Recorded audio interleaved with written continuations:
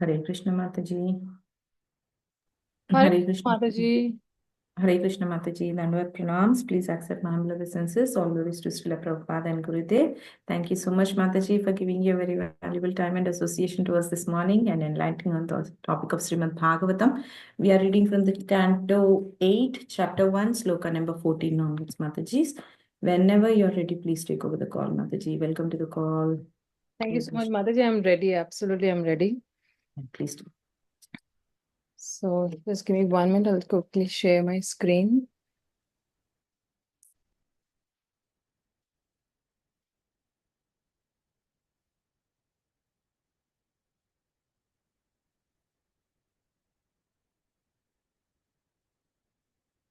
So we are on 8th Canto, chapter number 1, 14. These are the prayers of Manu.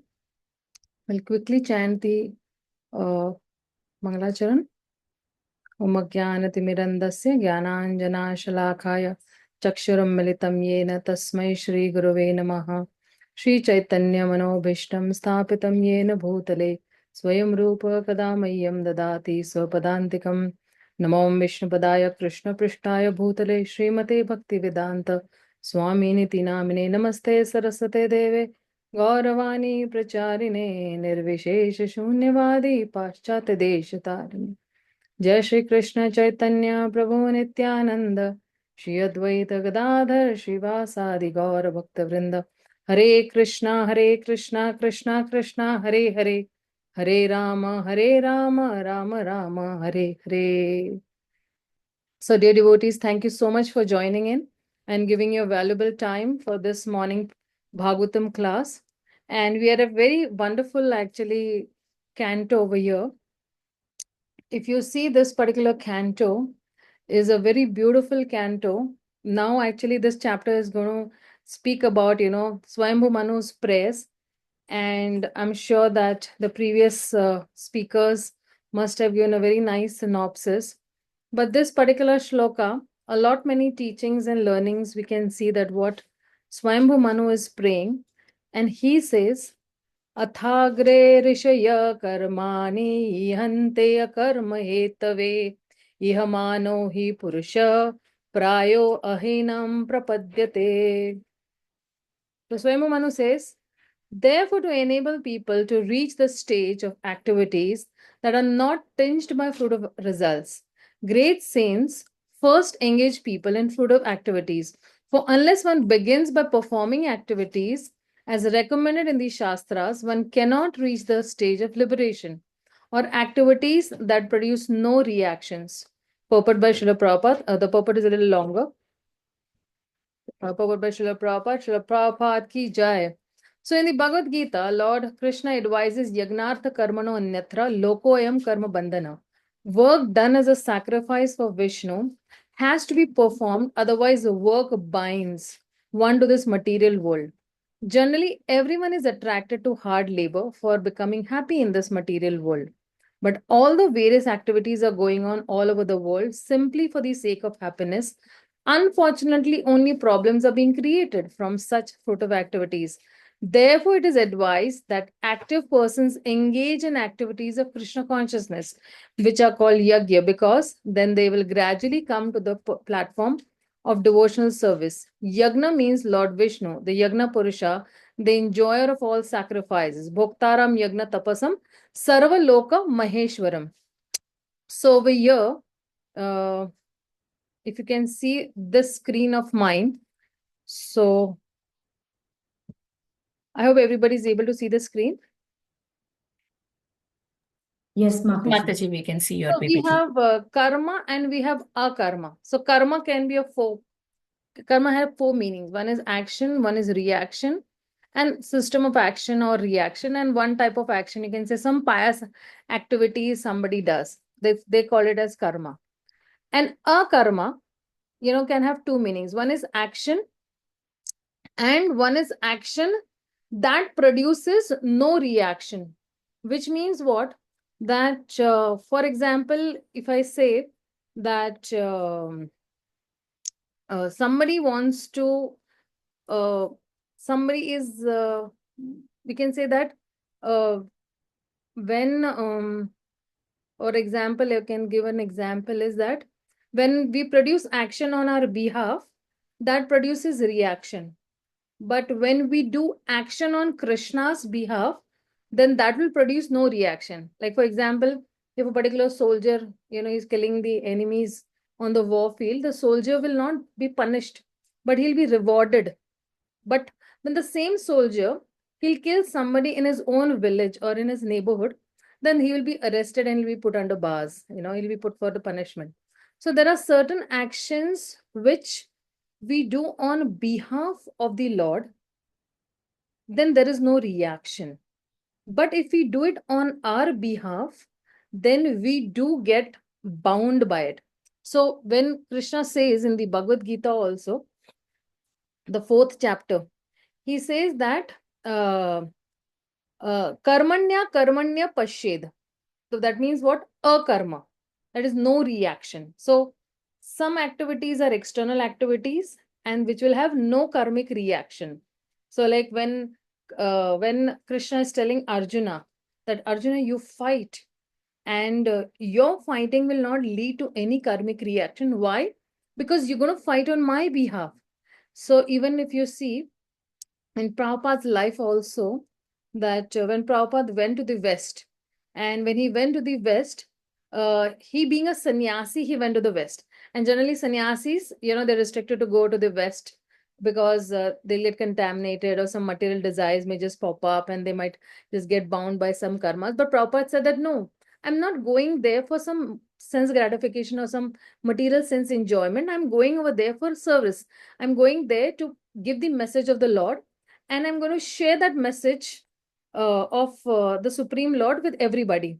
And that's how going to the US, going to your own country, where he actually went to a contaminated place and turned that place into Vaikuntha. So now you cannot say that America is a contaminated place. You will say that America is now turned into a Vaikuntha, because he manifested that spiritual world wherever he went.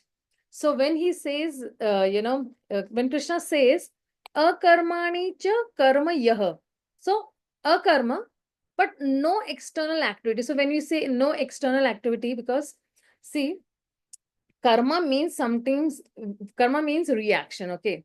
So when there is no external activity, then there can be reaction. So when Arjuna said that I want to silently meditate and I don't want to get indulged in this prescribed work, otherwise it's going to lead me to some karmic reaction. So Krishna had told in the beginning only of the 3rd chapter that, see, if you give up this external world, it is like, you'll be like a renouncer.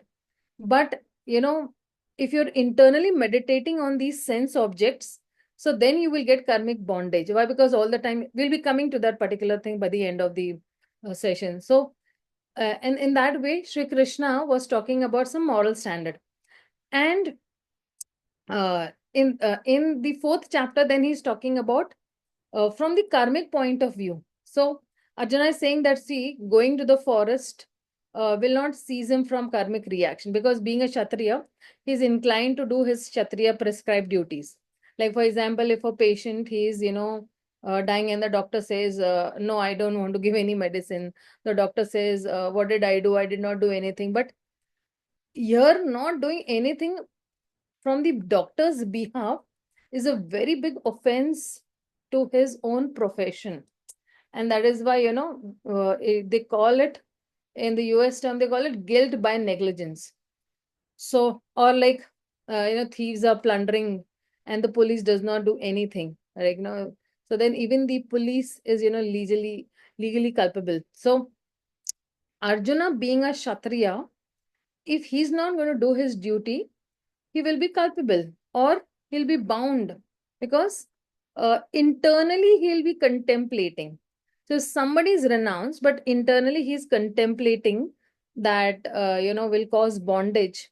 And, he will try to see that this is as a motivation. It's like, it's not really true renounced motivation. So renunciation means only that whatever you're renouncing, you renounce it on your own free will, and you're renouncing it for the pleasure of the Lord. Like with us also, if you see, there are so many things we have given up, right? Whatever we were doing previously, whatever activities we had done previously before coming to Krishna consciousness, those all activities were binding us. But now, after coming into Krishna consciousness, those activities are not binding us. Like, for example, you just take an activity of eating, right? When I'm eating, so if I'm not eating food that is offered to the Lord, then it's going to bind me.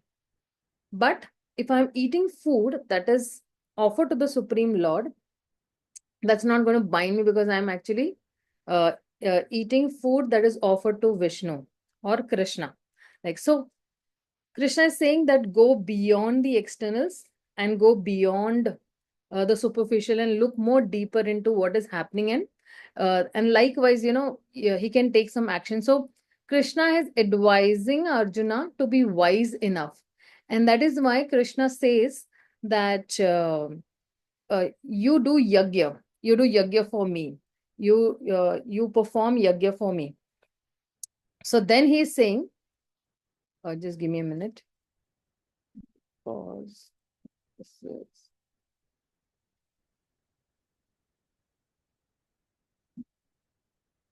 So then he's saying that a karma can have two meanings, is what I just now spoke.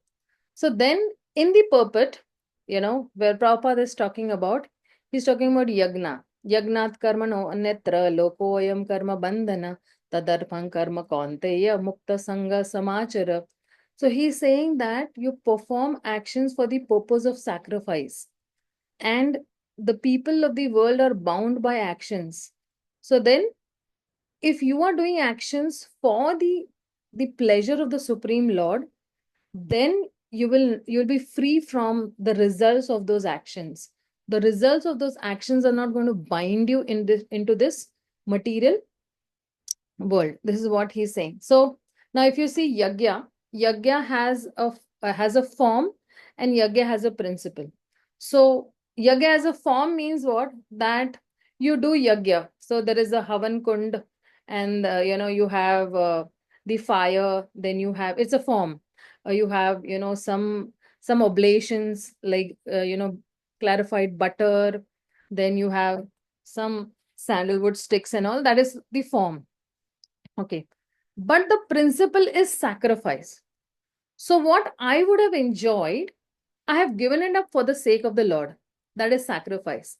So yagya is representing sacrifice. Like, for example, even yoga has a form. Yoga means, for example, the form of yoga is that you do some exercises as such, and you meditate, and you do some asanas, right? But in principle, yoga means the connection of the soul with the super soul. So when I'm saying that yagya has to be done for the pleasure of the Supreme Lord, and that's how yagya in principle means only sacrifice. Sacrifice means what? Which is detrimental to my Krishna consciousness, which is detrimental for my soul coming near to the Supreme Lord. That whatever is detrimental, that I am going to sacrifice for the pleasure of the Supreme Lord. So this is actually what he's trying to say over here. And then now, okay, over here I just have another little explanation which I have not put it down over here, but I would like to go to this particular shloka as such. Give me a minute. I'd like to go to the shloka. Yeah.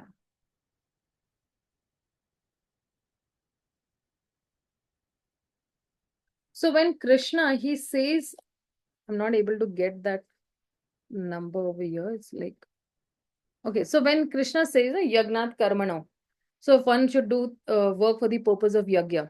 And he says that Anyatra, any other work which is done, or if it is not done, Loko ayam karma bandhana. So if any other karma is done, other than for the, for pleasing the Supreme Lord, then yagna loko ayam karma bandhana. One will become bound by that particular karma.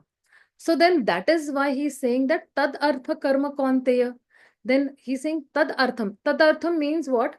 That yagnartha, for the sake of yagya, you do karma. And then you should do karma, but karma then what? That karma you should do which is going to free you from that bondage. It's not going to bind you. So that is why saying mukta sangha samachara. Then when you're going to do work which is not going to bind you, then you will always remain free. Mukta sangha samachara. Then you'll always stay free from the bondage, and then you're not going to get bound by it. So if you see that when we say that when we say that when we are putting oblations is in that particular fire sacrifice, so Rig Veda says Deva Nama Paro Vishnu Ayam Agni Tadantar Se Serva Devatas. He says, so Rig Veda is saying that all these devatas are there, the demigods are there, but the supreme devata is Vishnu, and the lowest devata or the lowest of the demigods is Agni. And in between the Supreme Lord and the Agni, there are many other demigods also. So the highest and the most transcendental Supreme Lord is Lord Vishnu, who is very, very difficult to, reach. And the easiest demigod to reach is actually Agni Dev. So now through Agni Dev, the sacrifices can be offered to all the different demigods, okay, and then that reaches to the Supreme Lord, that is to Vishnu. Like for example, somebody has a credit card, okay, and we have this credit card system. Of course, you have it in US also, this credit card system. So somebody just puts money and gets a credit card or a debit card, and somebody who does not know a particular system about the debit card or credit card, he might just say that, oh, you have given, $1 lakh and you just got a small plastic card. But then somebody can definitely explain that, no, this money is not lost. It is there and it is here. The money is here through this particular card, and I can spend that much $1 lakh a year. So like that also, we can make sacrifice in the fire, but it is not lost. It is just lost from the material vision. It reaches the Lord and we will benefit, we will definitely benefit, like, our past credits, material and spiritual benefits will get. So, for example, I could have eaten whatever is offered in that particular fire sacrifice, right?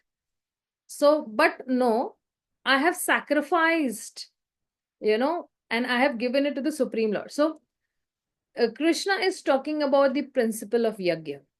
And this principle of yagya, it is a principle of yagya. It is not the form of yagya. Like when we say about yoga also, yoga is a principle connecting with the soul to the super soul. And this principle of sacrifice, so what I have enjoyed, I have given it to the Supreme Lord. And Kṛṣṇa is telling that when you are doing work as a sacrifice, then you will not be bound. You will be liberated. And that is why do work as a sacrifice. That is why it is not going to bind you. And that's what even the Varnashram system also, that is there. The Varnashram system also says that work for the pleasure of the Supreme Lord and not for your own sense gratification. And that is why even the Gita. So if you see, even the Varnashram system is actually meant to please the Supreme Lord. And in the very next, if you see section, Kṛṣṇa is going to speak about that only. He says that Atha Pumbe Dvija Shreshta Varnashrama Vibhagasya Swanushtasya Dharmasya Samsiddhir Haritoshanam. So the Varnashram system is meant for Samsiddhir Haritoshanam. The Varnashram system is designed or organized only so that we can please the Supreme Lord in every activity. Like even from the day you start, okay, the from the day you start of the day you were born, or even right from the mother's womb, or even before entering the mother's womb, that everything can be done through Garbhoday Samskara for pleasing the Supreme Lord by the respective parents of the children. So, for example, somebody is looking in for very pure souls, and pure souls are also there and they're looking in. But if through proper Garbhoday Samskar, then a pure soul enters the womb of the mother. But every activity we can actually make it for pleasing the Supreme Lord. Right from waking up in the morning, you immediately say, thank you, Krishna. You've given me such a beautiful day, another nice day for me. And I'm so thankful. You give me such wonderful, association of devotees. You've given me such wonderful, house to stay. There are so many people who do not have a house to stay in. Give me such wonderful relatives as such. And all the facilities for doing, bhakti. So every activity that is there, even right from brushing your teeth to bathing, to, cooking, to offering food, to going to the office, earning money, interacting with people, everything can be done for the pleasure of the Supreme Lord. And if we see the hand of the Supreme Lord in every act, what that we do, that okay, the Supreme Lord is there, there is an intervention of the Supreme Lord in that particular act. So then that is called, you're trying to please the Supreme Lord. The consciousness is developed in such a way that yes, I want to please the Supreme Lord. And then he says that all the ashrams that are there, whether it's a brahmachari ashram, the grahastha ashram, or the vanaprastha ashram, or the sannyas ashram, these all ashrams are actually created by the Supreme Lord to awaken love for him. So if the brahmanas are chanting the mantras, but the perfection of karma kand is ultimately to come to the lotus feet of Lord Hari. Or even the karma kanda puja, they start only with some mantras, Hari Om, and then they will eventually they will come to the Supreme Lord Hari. And Hari means the one who takes away all your inauspiciousness. So if you see, even in the Krishna book, where even these Yajnik Brahmana wives, the Brahmanas were doing the Yajna, but the practical application was done by the Yajnik Brahmanas. Or even in Chaitanya Charitamrita, if you see, so Advaita Acharya is actually giving Haridas Thakur the biggest banana leaf.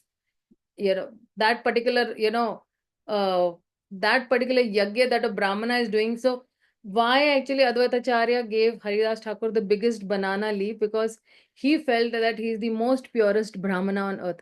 And all others were pretty much amazed that, how come Advaita Acharya is giving Haridas Thakur, being a Muslim, he's getting the biggest banana leaf. So that way, we are trying to see that whatever work I am doing, I need to just check whether I'm pleasing the Supreme Lord or am I pleasing my own senses. So if I'm pleasing my senses, it's going to bind me. But if I'm pleasing the Supreme Lord, it is going to please him. And that is why in the very, see, of course, all this I have picked up from the, purport only of Srila Prabhupada.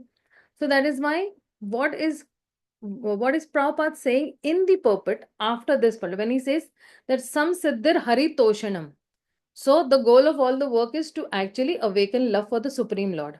But how to awaken that love? Then he's saying that Naishkaryanam api achyut bhava varjitam na shobhate jnanam alam nirjanam kutah punasvadat abhadramishware na charpitam karma yad api akarmanam.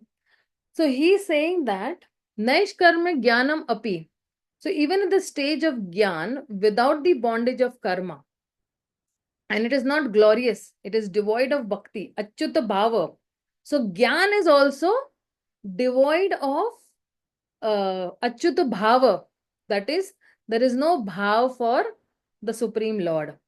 And then even if it is destroyed ignorance, if gyan is destroyed ignorance, but still it is not pleasing to the Supreme Lord. Or Ishwari na charpitam. when it is not offered, even jnana and vairagya if you have, but if that is not utilized in the service of the Supreme Lord, see, there are so many people who have got so much of knowledge, right? People work so much hard.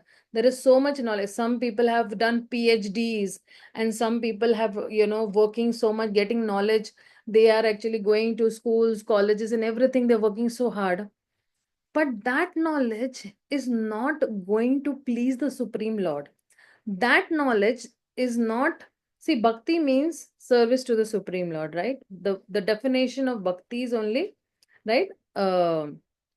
That anukulyasa sankalpa pratikulya virvajanam, and anyabhilashita shunyam jnana karma navritam anukulya Krishna anushīlanam bhakti ruchyate. So when you're saying that anya abhilashita shunyam, you don't have any other abhilasha, you don't have any other desire other than to please the Supreme Lord, that bhakti is uttama bhakti. But over here, when he's saying jnana, jnana is actually, he's having material jnana. He's having this jnana that, okay,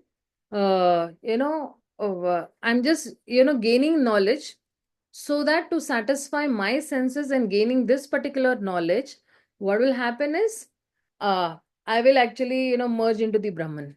So everything, that activity that he's doing for himself. He's not doing it for pleasing the Supreme Lord.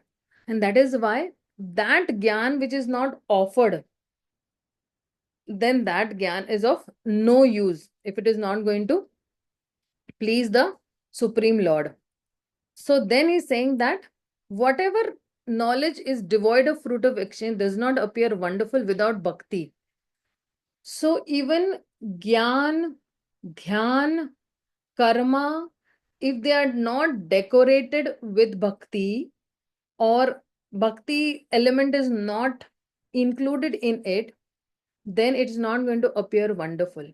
Or even the jnana yogis or the ashtanga yogis, at every step, if they don't take the help of bhakti, so bhakti element has to be there, then only the jnanis and the ashtanga yogis will get success in their path. If they do not take the help of bhakti, then they do not get success. So, in which one thinks that Lord has no form of knowledge and bliss. So he's saying Achyuta Bhava. So even if bhakti is present in Gyan, right? And one thinks that Lord and bhakti are mixed with Maya, then that does not produce liberation. So, though devoid of ignorance, nirjanam, though one has realized knowledge, what is the use of that knowledge? Why? Because it is devoid of Krishna Bhakti, or it is devoid of the intention to please the Supreme Lord. So, what then to speak of, some unrealized scriptural knowledge? Somebody is, learning so many books and so many things, but one should not say that you can achieve liberation just by destroying some ignorance.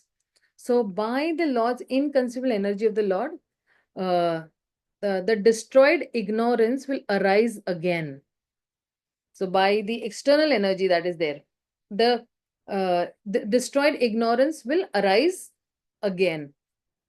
And for that example, what I can say is that when somebody is taking some normal knowledge, okay, some bookish knowledge, and he's thinking that, okay, I was not aware of chat GPT, I was not aware of AI, and now he learns chat GPT, he learns AI.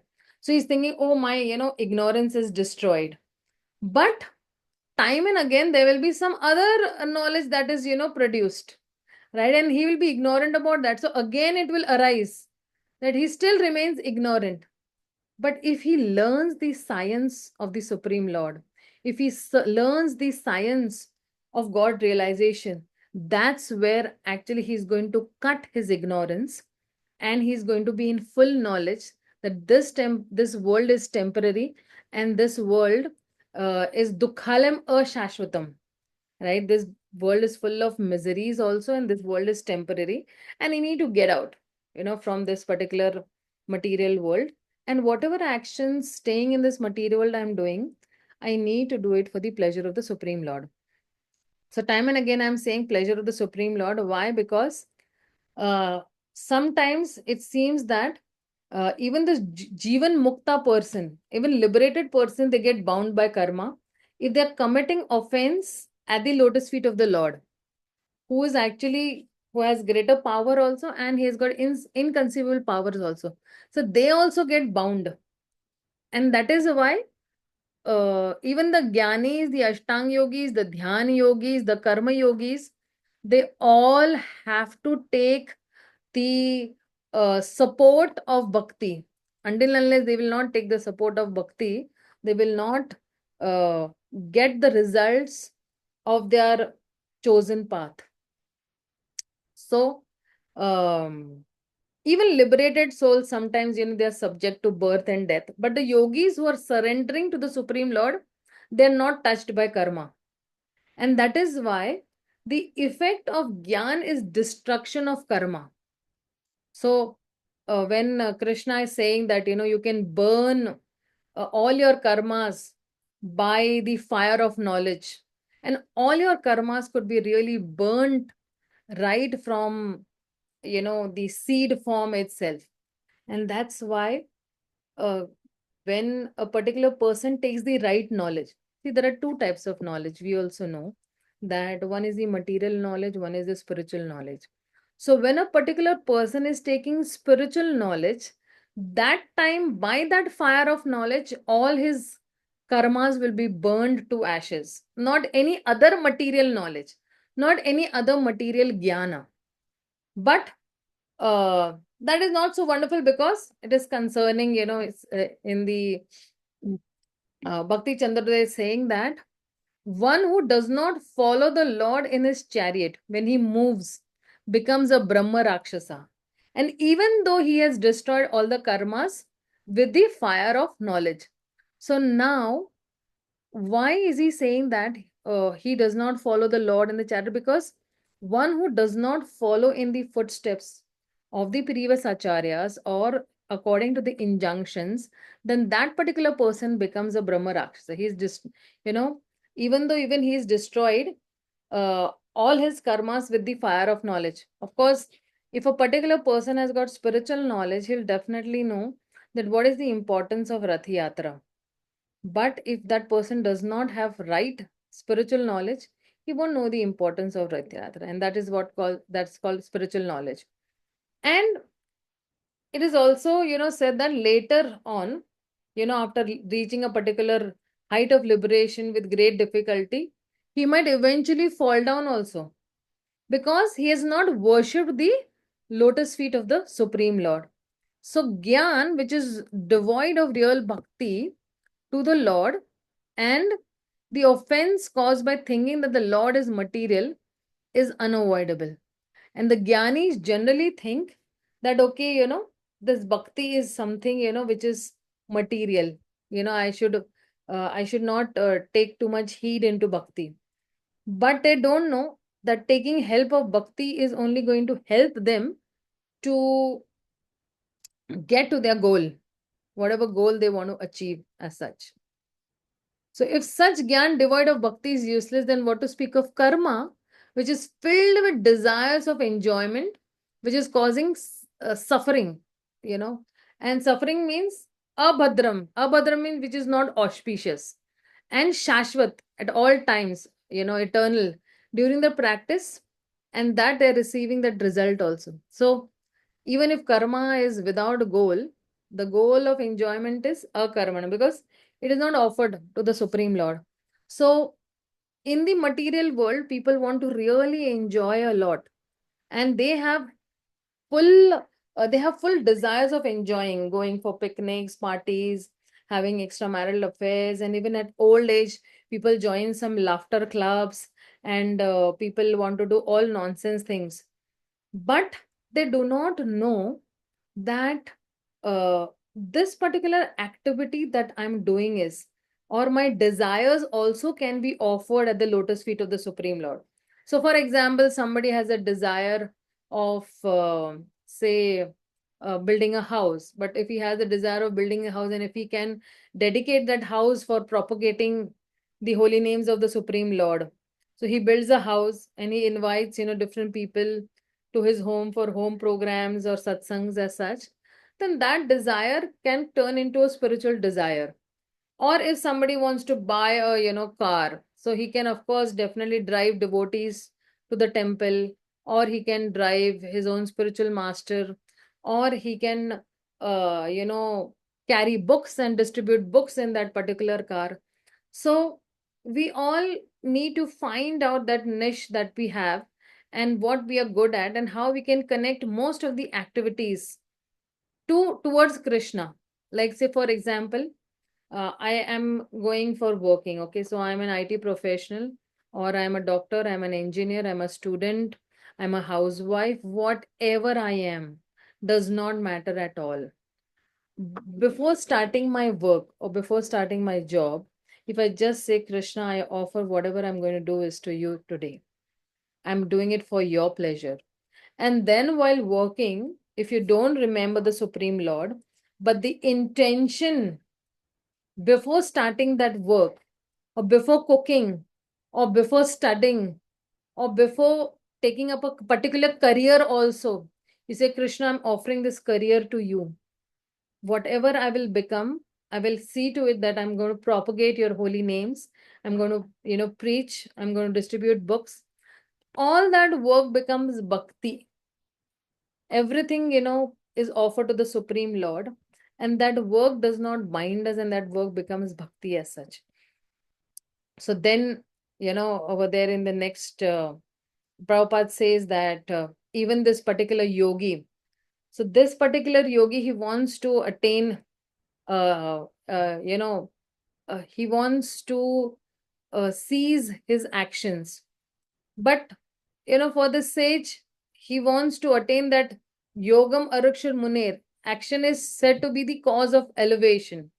But this yogi who's already attained, cessation of all the activities, and he's said to be the cause of maintaining that particular state. So he's saying that karma karanam uchyate.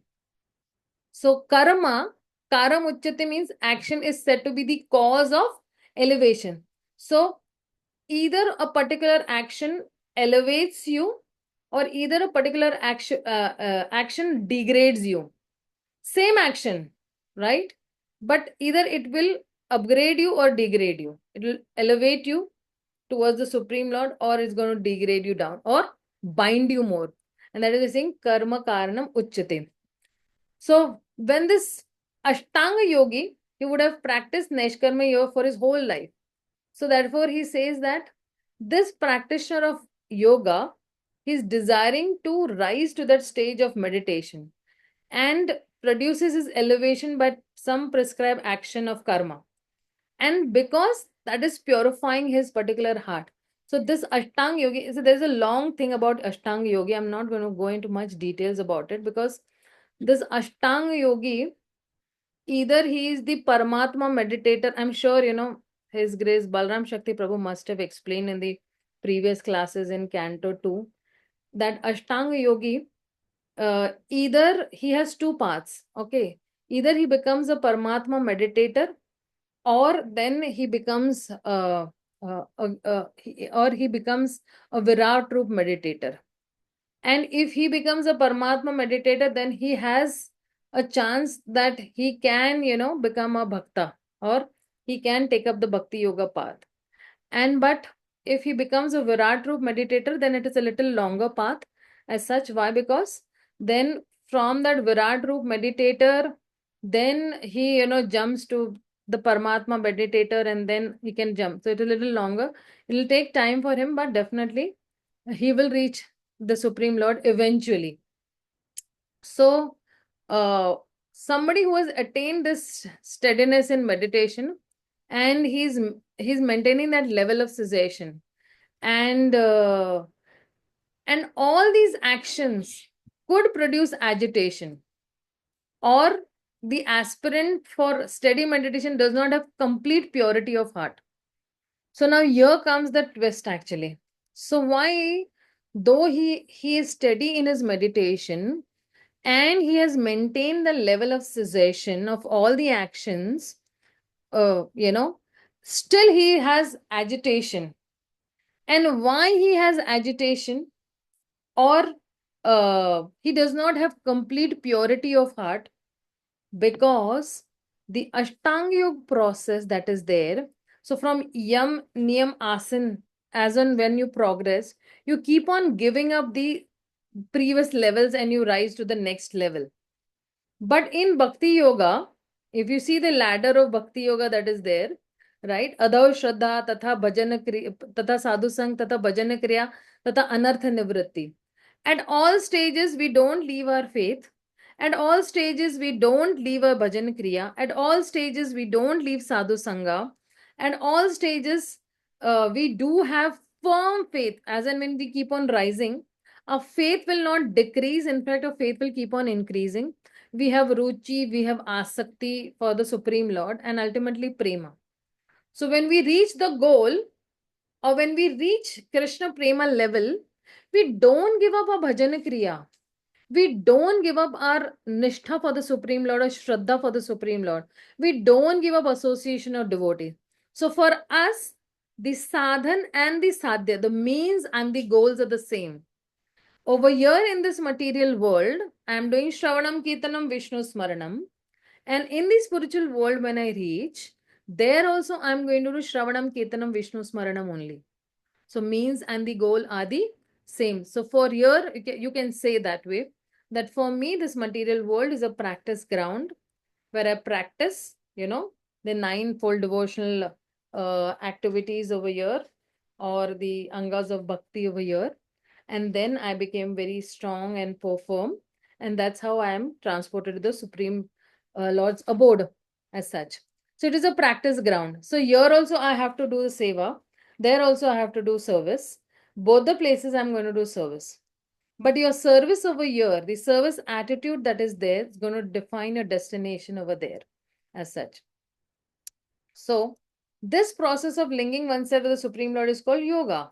It may be compared to a ladder for attaining the topmost spiritual realization. This ladder begins from the lowest material condition of the living entity and rises up to self-realization in a pure spiritual life. According to various elevations, different parts of the ladder are known by different names. So, from karma Right. kand to karma. Mataji, Hare Krishna. Mataji, we are seeing the one slide from long time, Mataji. It's not changing. Ah, okay. Yeah. That's why, I was trying to tell you from long time, because we are seeing the only one picture all the time. Okay. Ah, What picture were you all seeing? only like that. The page on yoga. Yeah. This one? No. That is Yes, initial Mataji, this one. pages. Yeah, this one. Okay, this one you all were seeing? No, The next. next page, Mataji. This one? No. Or the previous one page. This Yeah, that was where we. Okay, yagya as a form and principle. Oh, I'm so sorry. Okay, what I'll do is I'll be sending this particular PPT, to Shamagori Mataji.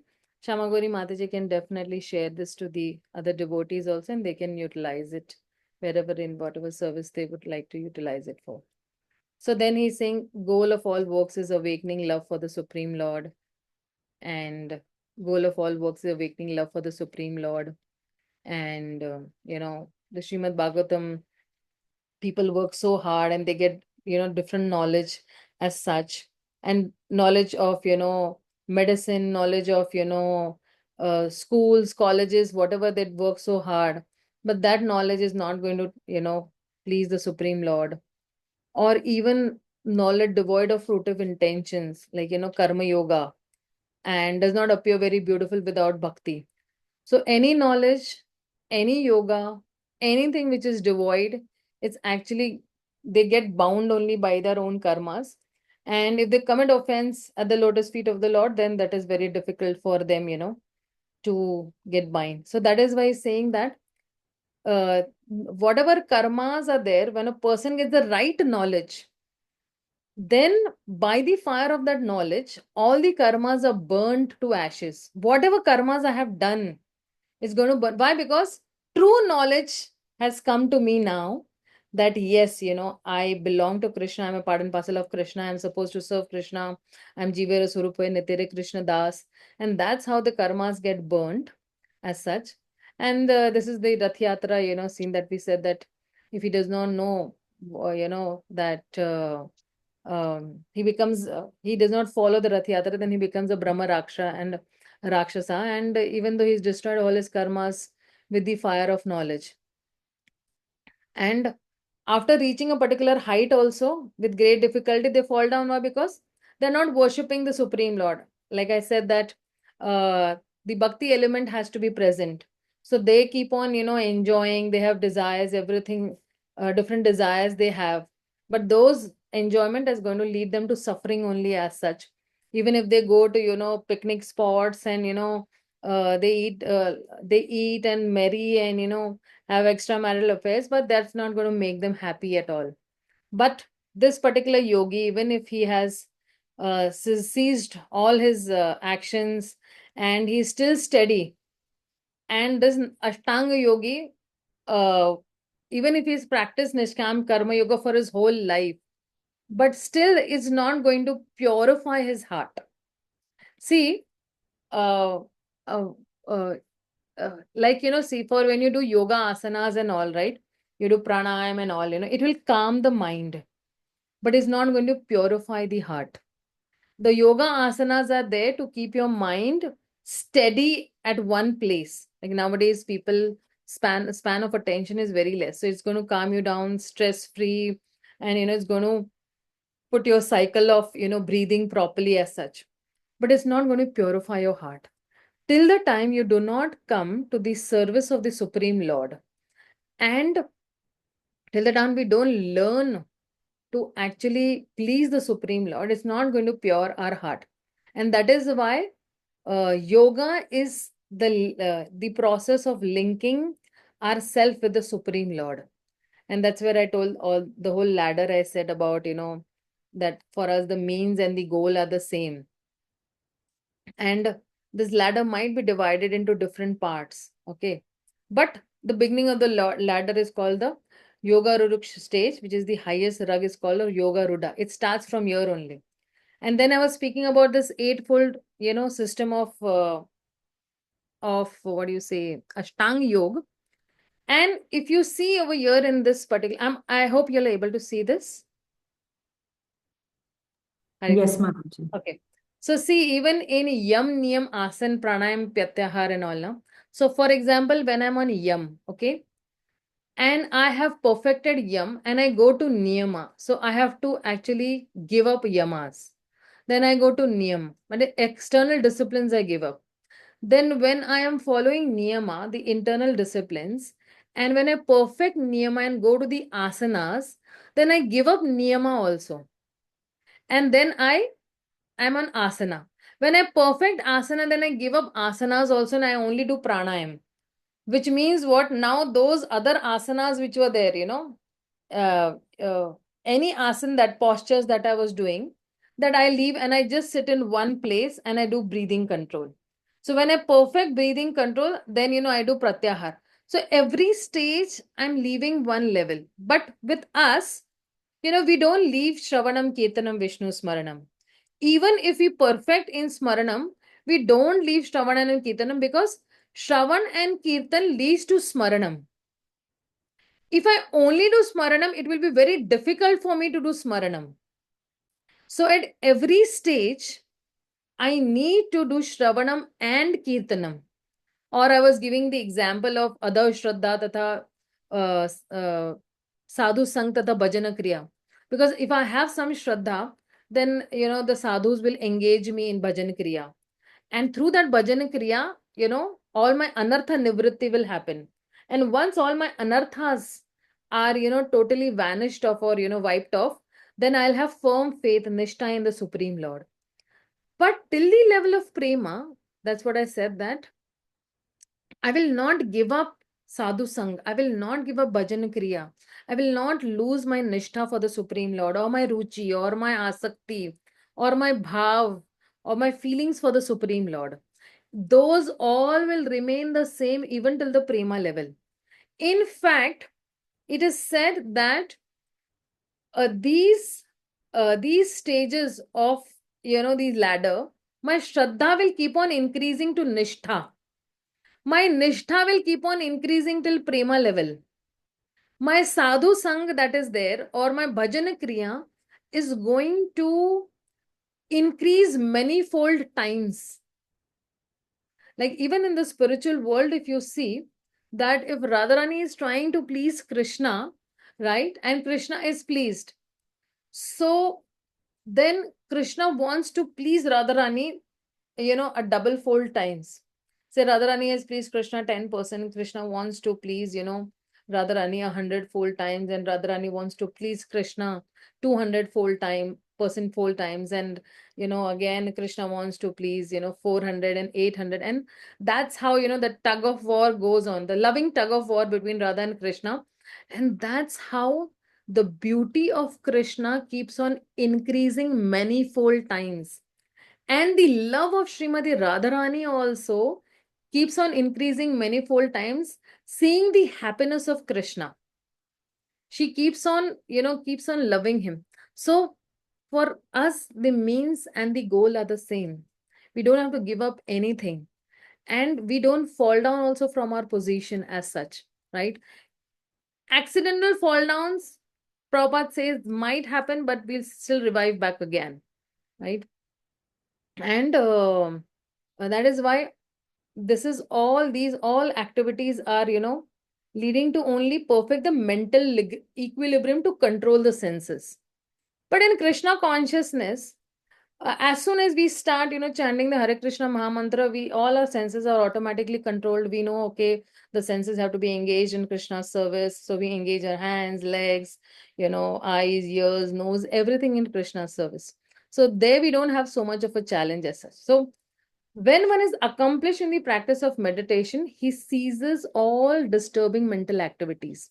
And that is why Krishna conscious person is, however, is situated from the beginning on the platform meditation, because he always thinks of Krishna. See, even if, we are at I remember that when we were at a neophyte stage, the first thing in the morning we knew that we have to, our hands should go into the bead bag, right? Because that was the first responsibility and priority that we had set into our lives. Now, because in the initial stage of our life only, we had set it as a priority and responsibility towards Krishna. Now that samskara gets carried forward for your lifetime. Those who form their samskaras of chanting, reading, and doing some service in the initial stage of their Krishna consciousness, those samskaras are carried on for a very long lifetime. And in case those samskaras are not formed in the very first year or the first couple of years of Krishna consciousness, they still can be formed by being consistent, and consistency is the key. So over here he's saying that from the beginning only we are always thinking of Krishna, and because we are constantly engaged, that is why all material activities have been ceased. See, in our life also, if you see previously, before coming to Krishna consciousness, I remember we used to go at so many places, moving around on picnics and parties, and so many places as such, but our hearts were completely vacant, or there was a vacuum in our heart, and there was something missing. And my mother, my sister, and myself, we all used to think, Mummy, we had such a wonderful day and we enjoyed so much, but still, we thought that something is missing, something is missing. And then my mother said that, what's missing actually in our life is actually the bhakti element that is missing. And somehow or other, we need to connect to the Supreme Lord. And she could identify it because she has been doing the practice of bhakti right from her own childhood. But she knew, but she did not know the path. She knew that the vacuum that is there in our heart is because we are not associated with the Lord properly or connected properly. And when we got connected properly, then our hearts were completely tushti, pushti, santushti, completely satisfied, and we're completely satiated. Of course, the thirst hasn't stopped. The thirst is still, or the quest is still on. And I'm sure it's going to not stop even once we reach the spiritual world, in not maybe in some lifetime, if not this, not in this, but some other lifetime, definitely will be there. So yes, we are constantly engaged, and that is why Krishna says that karmendriyani sayyam yaste manasa smaranam indriyartham vimudatma mithyachara su uchyate. So somebody who's controlling his senses and who remains remembering these sense objects. So for this particular yogi, okay, or somebody who's actually meditating, but he's remembering, that eating palatable dishes, or smelling something good, or hearing some nice music as such. So such a person is called a pretender. This is what Prabhupada is saying. And but it is seen that there are persons who have closed their senses like the ear and are therefore devoid of attraction and repulsion. But over here, this particular yogi, what is he thinking? That he's still remembering the objects of the senses, such as sound, by pretending to meditate. So such a person is called an imposter. See, who is a pretender? He's remembering the objects of senses in his mind and is bewildered. Such a person is called pretender. But who is an imposter? So this particular sannyasi stopped his action senses like his voice. He does not speak, and he just, his mourn. But he's still remembering, even if he does not speak, he's still remembering the objects of the sound. And by the mind pretending to meditate, he's thinking, I'm in a meditating sport, but he's trying to hear something. So such a person is called an imposter. Because of remembering sense objects in the mind, in spite of not extending the senses outward, which arise because of impurity in the mind, through not performing nishkam karma, this ignorant person attempting to control his attraction to material objects does not attain jnana, though he aspires for it. He is called a false performer, a pretender having false control of his speech and other senses, and he is called a cheater. So if you see in this particular picture, these people are called cheaters. Why? Because they're pretending to do, and they're cheating the small, they're cheating the people, and in the name of yoga, or in the name of meditation, or in they're not performing nishkam karma yoga. They have some desires as such. And Prabhupada is saying this only, that sam siddhim haritoshanam. If I am performing an action for the Supreme Lord, for the pleasure of the Supreme Lord, then I will not be, my work will not bind me. Any work, even the work of even raising my hand, or even in the work of, walking down to a particular place is also not going to bind me.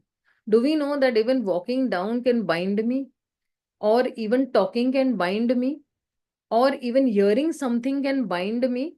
Why? Because my consciousness, whatever I am intaking through these sense objects, through these senses, and these sense objects that are there, which I'm seeing through my senses, or these external senses, they are actually, absorbing. And when they're absorbing something, they're actually affecting my inner mind, which is my inner world, right? So my inner world is filled with filth, or my inner world is filled with so many desires. उसको हिंदी में कहते कचरा भरा हुआ है, मेरे inner world में. But we have two worlds. One is my external world, and one is my internal world. My external world may be filled with many other things, but my internal world should be filled only with Krishna and the devotees. And the service to the Supreme Lord should be my inner world, right? So when we say sannyas yoga, so sannyas means what? Sannyas means detachment from material things or material objects. And yoga means to connect the Supreme Lord. So here I am detaching myself to the material objects, and here I am connecting myself to the Supreme Lord, and that's called sannyas yoga. But these people don't know what is sannyas yoga.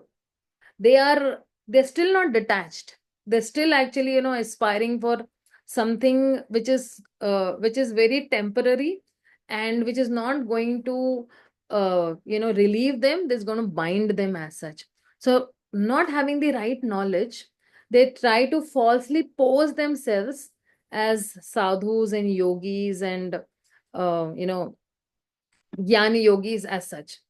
But the bhakti yogi is such a person which has made, who has made Krishna his inner world. And whatever objects he's seeing, or the sense objects he's seeing through his senses. Like, for example, I'm seeing something with my eyes, I'm hearing something with my ears, I'm tasting something with my tongue, right? So, whatever I'm doing with these senses, I need to check that, okay, whatever I'm absorbing, am I absorbing something which is related to Krishna? Okay, can I connect something that is related to Krishna? Of course, if I can connect, then that is not going to bind me and not going to affect my inner consciousness. Otherwise, if my inner consciousness is polluted, then it is very difficult for me to establish my relationship with Krishna. How will I establish my relationship with Krishna if my consciousness is polluted? See, polluted consciousness means only you have many desires, many desires for sense gratification, not for giving pleasure to the Supreme Lord, for giving pleasure to your own senses. But see, pleasure should be given to the senses of whom? The pleasure should be given to the senses of Krishna, right? So now if I am giving pleasure to the senses of Krishna, Rishikena Rishikesha Sevaya Bhakti Ruchate, so then that's going to help me. If I'm just going to gratify my own senses, that's going to bind me. But if I'm going to use the same sense, see, like for example, electricity, okay? Electricity Prabhupada says that electricity can be used for cooling also and heating also, right? So similarly, the senses can be used for serving also and gratifying also. So now the choice is between me. Do I want to satisfy my senses, or do I want to satisfy Krishna's senses? So which is the better, bargain? Satisfying, of course, Krishna's senses is the better, option as such. So now when I'm satisfying Krishna's senses on a daily basis, then that's how my senses will stop hunting. My senses will stop becoming avyabhicharini. My senses will stop becoming prostitutes. Otherwise, these senses are no less than prostitutes, hunting for, pleasure as such. So let not our senses become prostitutes. Let our senses become servants of the Supreme Lord, or let our senses become the servant to the master of the senses, and that's how we are going to benefit as such. So with that, I'll stop my speech over here. If anybody has any doubts, queries, questions, you all can ask me. Hare Krishna Mataji, thank you for such a wonderful class, Mataji. Last one is just like serving our senses is like a prostitute. It's a very high elevated. But thank you, Mataji. Thank you for such a wonderful class, and I like everything, whatever you have covered, everything from the purport. But one request, Mataji, if you don't mind, and if you have some time, can we read the whole purport, Mataji? Yes, sure. Yeah, we can read the whole purport. If somebody would like to read the purport, I'm good for it. Yes, Mataji. If you want me to read, I can read. Yeah, we can read, Mataji. Yeah. Induleka, yeah, Kripamai Mataji, she's already raised her hand. Yeah, Mataji, do you want to read, Mataji? Yes, Mataji. Yeah. Mataji, do you like to share or else? Let me, give I me a have moment. read till here, Bhaktaram Yagna Tapasam. Maybe you can continue from here. The Supreme Personality of Godhead. I'll just share the screen. Thank you. Is it visible? Yes, Mataji. Yeah, I've read till here, so you can start from the Supreme Personality of Godhead. The Supreme Personality, Hare Krishna, translation, purport by Prabhupada Ki Jai. The Supreme Personality of Godhead is actually the enjoyer, and therefore, if we begin our activities for His satisfaction, we will gradually lose our taste for material activities. Sudha Goswami declared to the great assembly of sages at Naimisharanya, Ataha Kumbir Dvacha Stresta Varna Varnashrama Vibhigasam Swanushtistasya Dharmasya Smasiddhir Hari Samsiddhir Haridoshanam. O best among the twice born, it is concluded that the highest perfection one can achieve by discharging his prescribed duties, dharma, according to caste, divisions, and order of life, is to please the Lord Hari. Bhagavatam 1.2.13. According to Vedic principles, everyone must act according to his classification as Brahmana, Kshatriya, Vaishya, Sudra, Brahmacharya, Grahastha, Vanaprastha, or Sannyasi. Everyone should progress toward perfection by acting in such a way that Krishna will be pleased. Samsitir Haridoshanam. One cannot please Krishna by sitting idly. One must act according to the directions of the spiritual master for the sake of pleasing the Supreme Personality of Godhead. And then one will gradually come to the stage of pure devotional service, as confirmed in Śrīmad-Bhāgavatam 1.5.12. Naishkarmyam api achyuta pava arjidam nashobhita jnanam alam niranjanam. Knowledge of self-realization, even though free from all material affinity, does not look well if devoid of a conception of the infallible God. Jnanis Karman recommend that one adapt Naishkarmya or by not doing anything but simply meditating and thinking of the Brahman. But this is impossible unless one realizes Parabrahman, Krishna. If there is no Krishna consciousness, any kind of activity, be it philanthropic, political or social, simply causes karma bandhana, bondage to material work. As long as one is entangled in karma bandhana, one must accept different types of bodies that spoil the human form of facility. Therefore, in Bhagavad-gītā 6.3, karma yoga is recommended. Durukshormunir yogam karma karanam yuchyate Yagurdasya yogaruddasya tasyaiva samakaranam uchati. If one who is neophyte in the yoga system, work is said to be the means, and for one who has already attained to yoga, cessation of all material activities is said to be the means. Nonetheless, Karmendriyani. Yes, Mataji. Yeah. Mataji. Mataji, you want to read? Yes, Mataji. Thank you, Mataji. You can continue, Mataji. Okay. Karmendra. Who's continuing, Mataji? Mataji, Dandapriya Mataji, you want to read? Okay, Mataji. Thank you, Dandapriya. Yeah, Thank you. We have to take turns. Mataji, you can go ahead, Mataji, please. Okay. Start. Karmendriyani samyamya yam aste manasa smaran indriyarthan vimudhatma mithyachara sa uchyate.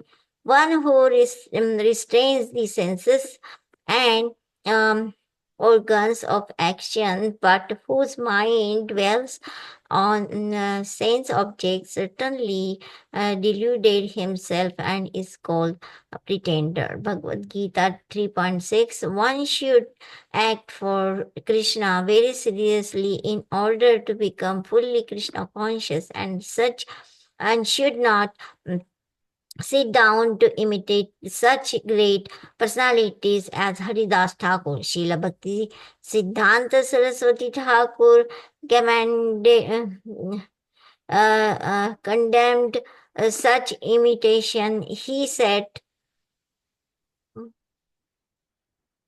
Dushta mana tumi Kisera Vaishnava Pratisthara Tara Nirjanira Karatava Harinama Kevala Kaitava.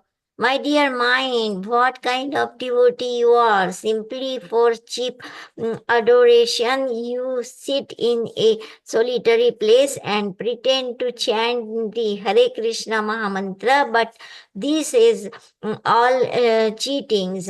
Recently, at Mayapur, an African devotee wanted to imitate Haridas Thakur, but after 15 days he became restless and went away. Do not suddenly try to imitate Haridas Thakur. Engage yourself in Krishna conscious activities and gradually you will come to the stage of liberation. Murtir hitva nyatha Rupam Swarupena Vyavastiti. Yeah, somebody else can go ahead. Manjari Leela Mataji, please go ahead. Hare Krishna. Can you scroll down, please, Mataji? So the purport is over here itself. Oh, it's fine. Okay. Yeah. Okay. Hare Krishna. I had covered most of the points from the purport. And over here, actually, why I did not take it on the next slide, because simply, cheap adoration, when I showed the last slide, it was actually merging with that particular slide. So that's why I did not actually take this. But yes, we don't want to do anything for cheap adoration. We want to be in the association. See, he's saying solitary place and pretend to chant Hare Krishna. No. The strength to chant the Hare Krishna Mahamantra will come only in the association of devotees. When you try to do anything devoid of the association of devotees, then our senses will cheat us. Our senses will try to, cheat us in a way that will say, okay, no need of doing this Hare Krishna Mahamantra. You've done it for many, many years. Now, what is you are completely, pure devotee now. You don't need to, and pure devotees don't need to chant. That is why till the time you reach to the spiritual world, and even after reaching the spiritual world, we still need to be in the association of devotees. So if you see the gopis, the manjaris, the sakhis and all, they don't leave the association of devotees. They are completely always in the association of devotees only. They try to always remain in the association of devotees. And every soul in the spiritual world has a guru over there, spiritual master. And under that direction only, they will actually render service to the Supreme Lord. They'll render service over there to Krishna. That all service goes to Srimati Radharani, and Srimati Radharani collectively will, offer all our services to Shri Krishna, and that's how Krishna will become very happy over there. So that is why always be in the association of devotees and chant. Even at your home, if you don't have association, but you have a very pure devotee sitting in your own home, and that is Srimati Tulsi Maharani, right from the spiritual world, you can chant in front of her and get the strength. Do we know that why in the temple hall, Prabhupada said that chant in front of Srimati Tulsi Maharani? Because she is the purest of the devotee. And our services to Krishna can be accepted only through her.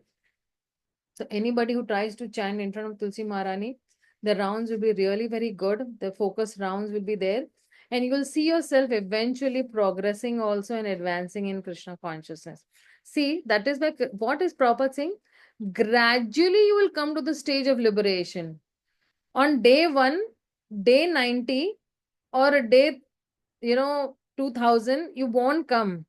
It's a gradual process. Krishna conscious is a slow and a gradual process. That's what Prabhupada says. And that is why we don't need to jump. Let things unfold eventually and gradually. Okay. So I stop over here. So if anybody wants to ask any questions, definitely, you are free to ask me. Thank you, Mataji. Thank you for such wonderful points. Yeah, Pralananda Prabhu, please go ahead with your question, Prabhu. Thank you, Mataji. Then pranam to all, and thanks for the very wonderful discourse today. And that's one point came to my mind, and just would like to express that. And that is in the 8th chapter, Bhagavan Krishna says very clearly, Tasmat sarvesu kalesu mam anusmaryudhya mayarpit manobuddhi mavevesesi asansaya. So if we practice, which I try to do, is to constantly in every activity, whichever way, silently or whatever, chant Hare Krishna mantra. Just any opportunity, Sasma Sarvas Goel is very advanced stage, but we should endeavor for that. And at least, one should be conscious of, that my duty is to chant Tasmat Sarvesu Kales. So as long as we are not under asleep or like that, and advanced devotees like Mirabai and others, they were even chanting and remembering Lord Krishna during the sleep. So this is what I was just wanted to share, Mother. Thank you very much for allowing me to for speak. adding that. It was really valuable that, yes, whatever you are doing, whatever work you're doing, you please remember me while doing your work. As I previously also said that, even if I'm starting to study something or cook something or go out for my work or job or to my college, only if I say that this whole activity I dedicated to you, then of course, you're dedicating that whole thing to Krishna and you're remembering Krishna most of the times as such. And Krishna will definitely see to it that that work does not bind you. Thank you so much, Prabhu. Thank you very much. Thank you, Somebody else, Prabhuji. any question? Hare Krishna, dear devotees, anyone has any further realizations or questions with Mataji, please go ahead.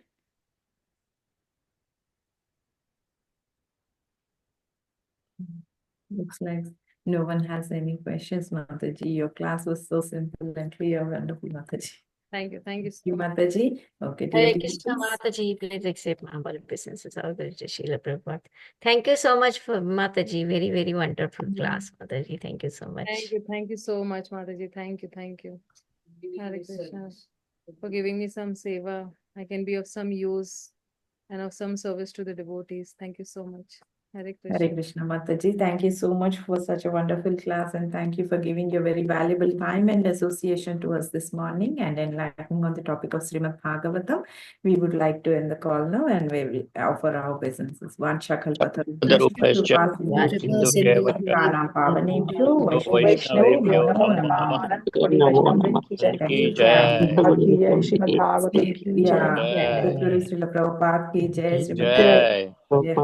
Krishna Rupa Mataji. Jai. Hare Krishna Mataji, Dandavat Hare Pranam. Krishna. Radhe Radhe. Gauranga. Radhe Radhe. Ananda. Radhe Radhe. Radhe.